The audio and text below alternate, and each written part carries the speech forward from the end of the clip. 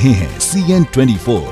उत्तर प्रदेश के देवरिया जनपद के शुगर मिल ग्राउंड में सूबे के मुखिया योगी आदित्यनाथ ने जमकर विपक्ष पर निशाना साधते हुए कहा कि यह लोग आजादी के बाद से ही किसानों को बेवकूफ बनाते रहे हैं।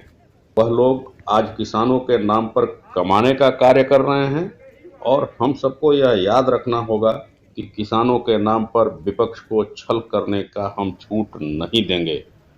उन्होंने किसानों को मूलतः समर्थन मूल्य देने का कार्य नहीं किया। उन्होंने किसानों के खेत पर पानी पहुंचाने की घोषणा की थी, वह नहीं पहुंची। जिन्होंने किसानों को कोई भी सुविधा उपलब्ध नहीं कराई, वह आज किसानों के हित की बात कर रहा है। जिनको मालूम भी नहीं कि गन्ना कहाँ पैदा होता है। विपक्ष में बहुत से ऐसे नेता हैं जिनसे अगर पूछो कि गन्ना कहाँ पैदा होता है तो उनको लगता है कि गन्ना भी आम की तरह पेड़ पे लटकता है। जो लोग आजादी के बाद से किसानों को बेवकूफ बनाते रहे हैं, वे लोग आज किसानों के नाम पर भरमाने का कार्य कर रहे हैं। और हम सबको याद रखना होगा, किसानों के नाम पर किसानों के साथ छल करने की छूट हम विपक्ष को नहीं दे सकते। जिन्होंने किसान को न्यूनतम समर्थन मूल्य नहीं दिया, जिन्होंने किसानों के खेत तक पानी पहुंचाने की व्यवस्था नहीं की, जिन्होंने किसानों को कभी भी कोई सुविधा नहीं उपलब्ध कराई, वे लोग आज किसानों की बात कर रहे हैं। जिनको मालूम ही नहीं कि गन्ना कहां पैदा होता है।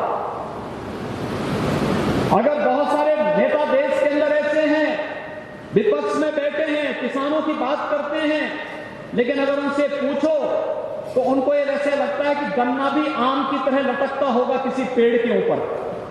उनको ये नहीं लगता है, गन्ने के बारे में बता नहीं पाएंगे। उनके वक्तव्य आपने देखे होंगे, जब किसी किसान ने मांग की कि चीनी मिल नहीं चल रही है तो उन्होंने कह दिया कि भाई चीनी मिल नहीं चल रही तो हम क्या कर सकते हैं।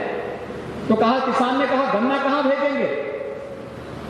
उन्होंने कहा गन्ने के पेड़ होंगे तो गन्ने के पेड़ को हम दूसरी जगह लगाने की व्यवस्था कर देते हैं। तो गन्ने के पेड़ लगाने की लोग बात करते हैं। इन लोगों से किसानों के हितों की बात करना अपने आप में एक दिवा स्वप्न जैसा ही है। हमारे लोकप्रिय विधायक श्री जन्मेजय सिंह, अचानक उनकी मृत्यु हो गई। आज वे हमारे बीच में नहीं, उनके कारण सीट खाली नहीं। मैं उनके प्रति विनम्र श्रद्धांजलि अर्पित करता हूं। लेकिन ये लोकतंत्र की एक प्रपाटी है। सीट खाली होगी, भारत निर्वाचन आयोग उसके लिए चुनाव की तैयारी करेगा।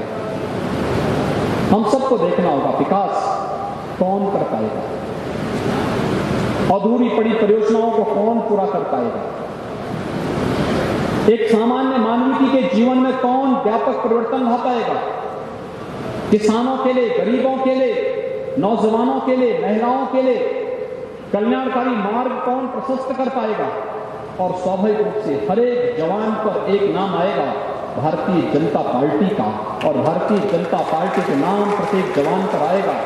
उस भारतीय जनता पार्टी के लिए